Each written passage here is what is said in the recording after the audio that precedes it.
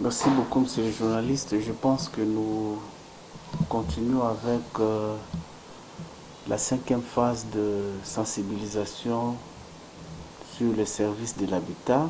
Aujourd'hui, nous allons parler de la gestion et de l'administration du patrimoine immobilier relevant du domaine privé de l'État.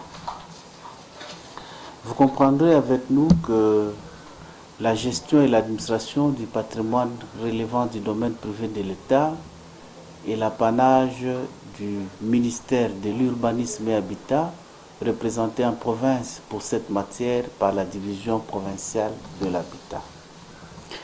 Qu'est-ce qu'on appelle le patrimoine du domaine privé de l'État? Le patrimoine du domaine privé de l'État sont le bien qui sont distincts du patrimoine du domaine public. Parce que dans les domaines de l'État, nous avons les domaines publics de l'État et les domaines privés de l'État. Le domaine public de l'État regorge en son sein tous les immeubles affectés à un service public ou utilisés directement par le public usager. Tous les restes qui ne rentrent pas dans cette catégorie font partie du domaine privé de l'État. Et depuis le 30 janvier 1989, ce patrimoine qui était jadis géré par le ministère du portefeuille était transféré à l'urbanisme et habitat par l'ordonnance numéro 89-034 du 30 janvier 1989. Transférant certaines attributions du département du portefeuille au département de finances et de l'urbanisme et habitat. Pourquoi on a mélangé avec le département de finances? Parce que ces immeubles qui étaient transférés à l'urbanisme et habitat faisaient partie automatiquement du circuit économique. Qui dit circuit économique, c'est-à-dire ce sont des immeubles qui étaient destinés à rentabiliser les caisses de l'État. Et en rentabilisant les caisses de l'État, le ministère de l'Urbanisme et Habitat n'est pas habilité à recevoir l'argent de l'État. C'est pourquoi on a associé le ministère des Finances, parce que ces actes étaient maintenant des actes générateurs de recettes de notre secteur où ça devrait être directement orienté vers les trésors, soit national, soit provincial, selon les cas. Je vais vous lire en passant quelques articles de l'ordonnance. Vous allez voir que en son article 2, l'ordonnance numéro 89-034 dispose que l'administration et la gestion du patrimoine immobilier de l'État relèvent de la compétence du département de l'urbanisme et habitat. Et vous verrez là, on parle de l'administration et de la gestion. Qu'en est-il des actes d'administration? Les actes d'administration, c'est-à-dire des actes que pose l'autorité sur ses biens. Les actes d'attribution, d'administration, nous verrons l'affectation et la désaffectation de ces immeubles. Ces actes-là relèvent du ministre de l'Urbanisme et Habitat. De l'autre côté, vous verrez, il y a la gestion. La gestion, c'est quoi? C'est les Français. Ce sont des actes que pose un gérant. C'est-à-dire, le ministère de l'Urbanisme et Habitat détient le pouvoir d'administrer, c'est-à-dire d'affecter et de désaffecter. De l'autre côté, il détient le pouvoir de gérer, c'est-à-dire un gérant qui gère pour l'État et oriente le fonds dans les caisses de l'État, suivant les cas, c'est-à-dire pour le Trésor national, on les oriente au niveau de la DGRAD, et pour le Trésor provincial, on l'oriente au niveau de la régie provinciale que chez nous à l'Ituri, nous appelons la DGRTI. Pour mettre en application cette ordonnance, il y a eu des instructions qui ont été prises par le ministre de l'Urbanisme et Habitat, notamment l'instruction numéro CAB-MTP-AT.UM-13-1954-92 du 19 août 1992 qui dispose, qui stipule, parce qu'elles sont des instructions, à son article 1er, les immeubles du domaine privé de l'État, dont question ici, font partie du circuit économique ou encore qui sont susceptibles de l'être. C'est-à-dire, il y a ceux qui étaient déjà transférés, il y a les autres qui étaient en voie d'être transférés. En d'autres termes, ce sont des immeubles non affectés au service public de l'État et qui sont rentabilisés par les systèmes de location aux tiers au profit de l'État. Donc, on a fait la distinction entre les immeubles du domaine public et les immeubles du domaine privé qui font partie du circuit de location. À son article D, cette instruction dit ceci. La division régionale, parce qu'ici nous sommes en 1992, les provinces étaient appelées régions. La division régionale ayant dans ses attributions l'urbanisme et l'habitat, ainsi que les bureaux sous-régionaux, sont les seuls à gérer l'ensemble du patrimoine immobilier de l'État se trouvant dans leur juridiction administrative. Je pense que le français est très clair. C'est-à-dire, ce sont les divisions de l'urbanisme et habitat, à l'époque ce n'était pas encore scindé, sont les seuls à gérer le patrimoine immobilier du domaine privé de l'État. Et en passant, j'allais vous dire, ici on parle des immeubles en droit. Qu'est-ce qu'on appelle immeuble? Les gens peuvent confondre un immeuble avec une maison. Un immeuble n'est pas une maison. Une maison, c'est une partie d'un immeuble. Quand nous voyons l'immeuble, nous voyons et les terrains vides, que dans notre jargon administratif, nous appelons les biens-fonds du domaine privé de l'État, et les maisons qui sont construites dans ces fonds-là.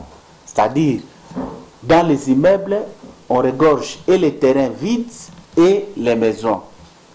Alors, en son article 3, cette instruction stipule que les contrats de location établis pour ces immeubles doivent obligatoirement porter au niveau du chef-lieu des régions la signature du locataire et celle du chef de division régionale de l'urbanisme et habitat. Pour mettre en location ces maisons, ces contrats doivent impérativement, obligatoirement, regorger la signature du chef de division de l'habitat et celle du locataire. En son article 5, c'est ici que nous avons toujours dit que un délogement administratif par rapport au déguerpissement, parce que ici, les immeubles de l'État, parce que l'État lui-même qui a la puissance publique, qui a l'impérium, ne respecte pas certaines normes. C'est pourquoi ces immeubles du domaine privé de l'État ne respectent pas les règles de la loi 15/025 sur les baux à loyer non professionnels. Parce qu'il est dit ceci, à son article 5, la résiliation unilatérale des contrats par les services précités doivent être fondées sur les violations des clauses du contrat en vigueur constatées dans les chefs du locataire. C'est-à-dire, pour les immeubles de l'État, seul c'est le chef de division provinciale de l'habitat qui peut résilier unilatéralement. Alors que sur la loi 15/025, la résiliation du contrat, soit à l'initiative de l'une des parties, soit aux deux parties, soit à la perte du bien loué. Mais ici, la résiliation est unilatérale et c'est le chef de division, quand il constate qu'il y a une violation manifeste de certaines clauses du contrat, il résilie unilatéralement le contrat.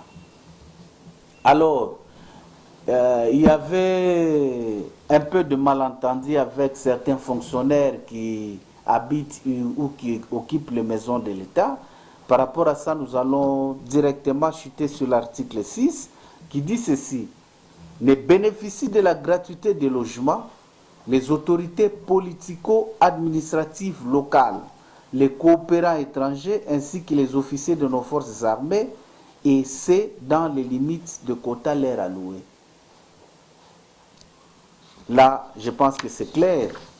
Et nous allons à l'article 7. Hormis ces trois catégories citées qui sont habilitées d'occuper les maisons de l'État, tous les autres occupants de maisons de l'État, y compris les fonctionnaires de l'État, sont soumis au régime de location au taux du loyer mensuel fixé par les services de l'habitat. Monsieur le journaliste, je pense que là, il faut vraiment renchérir et faire comprendre que les maisons de l'État ne sont pas là pour être habitées par les fonctionnaires gratuitement. Même les fonctionnaires, à son article 6, se dit ils sont soumis à ce régime de location au taux du loyer fixé par les services de l'habitat. Mais maintenant, il faut voir, à son article 8, il dit ceci: quant aux agents de commandement ou des fonctionnaires de l'État en mutation, la modalité de paiement consiste au retrait de l'indemnité de logement leur accordée par l'État en compensation du logement en nature. Celle-ci sera versée à titre de loyer à la division de l'habitat. Seuls les services gestionnaires compétents en province. C'est-à-dire pour les fonctionnaires qui sont en mutation, ils n'occupent pas les maisons de l'État gratuitement. Leurs indemnités de logement qui leur sont allouées sont reversées à la division provinciale de l'habitat pour combler les loyers des maisons qu'ils occupent. Parce que les seuls gestionnaires compétents en province, c'est le service de l'habitat. Et en son article 10, il dit ceci: la commission régionale des logements qui fonctionnerait encore, et c'est contrairement à l'article 2 de l'ordonnance 89-034 du 30 janvier 1989, donc copie en annexe, est supprimée. C'est-à-dire à partir de 1989, la commission régionale ou provinciale de logement était supprimée et les seuls gestionnaires du patrimoine du domaine privé de l'État en province dans l'administration et la gestion étaient les services de l'habitat. Je pense que je fais un bref exposé. Je suis disposé à recevoir vos questions. Merci, monsieur le journaliste. Je pense qu'il y a un principe qui dit que nul n'est censé ignorer la loi, mais les services ont aussi un rôle pédagogique à jouer dans la sensibilisation que nous faisons ensemble avec vous. Je pense que nous avons beaucoup sensibilisé les occupants de maisons de l'État depuis la commission provinciale d'identification des locataires des immeubles de l'État et on a continué. Je pense qu'ils sont déjà informés.